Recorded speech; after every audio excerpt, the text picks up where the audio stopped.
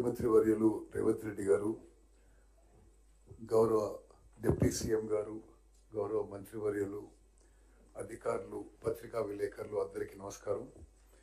ఈరోజు నిజంగా తెలంగాణ రాష్ట్ర చరిత్రలో మహిళలు ఎవరు మర్చిపోలేని దినం.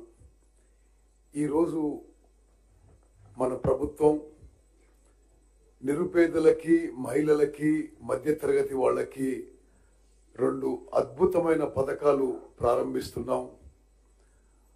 మొదటి పథకంలో గ్యాస్ సిలిండర్ ధర పెరుగుతూ పోయి నిరుపేదల, మధ్యతరగతి కుటుంబాల ఆర్థిక వ్యవస్థ చిన్నాభిన్నమైన అవుతున్న ఈ రోజుల్లో గ్యాస్ సిలిండర్ ధర ఎంతున్నా సరే తెలంగాణ రాష్ట్రంలో తెల్ల కార్డున్న వాళ్ళందరికీ కూడా గ్యాస్ సిలిండరు 500 రూపాయలకే మరి రేవంత్ రెడ్డి గారి నాయకత్వంలో కాంగ్రెస్ ప్రభుత్వం ఈ పథకం ఈ రోజు ప్రారంభించడం ఎంతో సంతోషకరమైన విషయం చెప్పి నేను మనవి చేస్తున్నాను.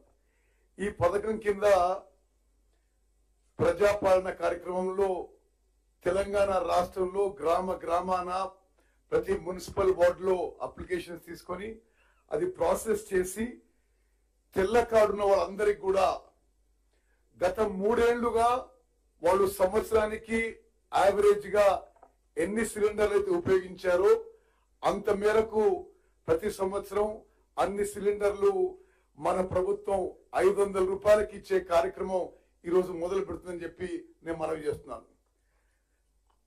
అదేవిధంగా మరి ఈ కార్యక్రమం 40 లక్షల కుటుంబాలకి మరి ఉపయోగపడుతుంది. ఈ కార్యక్రమం బెనిఫిషియరీస్ లిస్టు మరి ఇప్పుడున్న లిస్టుతో సహా ముందు కూడా తెల్ల కార్డున్న వాళ్ళు, ఎల్పిజి కలెక్షన్ ఉండి ఏ కారణంగా మిస్ అయిన వాళ్ళు వాళ్ళకు కూడా అర్హత కల్పిస్తామని చెప్పి ఈ సభాముఖంగా మరి విలేకరులందరికీ కూడా నేను మనవి చేస్తున్నాను. మరి దీనికి అవసరమైన ఏదైతే పేమెంట్ ఉన్నదో 500 రూపాయలకు మించి గ్యాస్ సిలిండర్ ధర రాష్ట్ర ప్రభుత్వం ఆయిల్ కంపెనీస్ కి ఇచ్చి మరి వాళ్ళ ద్వారా కన్స్యూమర్స్ కి, బెనిఫిషియరీస్ కి డైరెక్ట్ బెనిఫిట్ ట్రాన్స్ఫర్ ద్వారా వాళ్ళ అకౌంట్ లో వేయడం జరుగుతుంది. మన ప్రభుత్వం ఇది నేరుగా ఏ విధంగా మరి ఈ సిస్టమ్ ని కొంత ఇంకా సవరించి మరి ముందు నేరుగా గ్యాస్ సిలిండరు కస్టమర్ కి, కన్స్యూమర్ కి ఇచ్చినప్పుడు కేవలం 500 రూపాయలు కట్టే విధమైన ఒక ఆలోచన, ఒక ప్రక్రియ మొదలు పెట్టాం. ముందు కూడా ఆ సిస్టమ్ తీసుకొస్తామని చెప్పి నేను మనవి చేస్తున్నాను. మరి ప్రత్యేకంగా విలేకరు మిత్రులారా, మీరు అడిగిన ప్రశ్నకి మొన్న నాకు చాలా మంది ఫోన్ చేస్తున్నారు.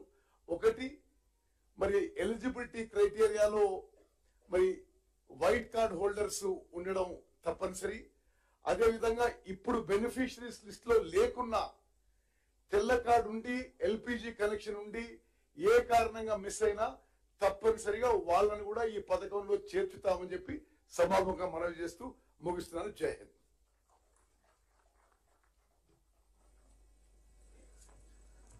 ధన్యవాదాలు సార్.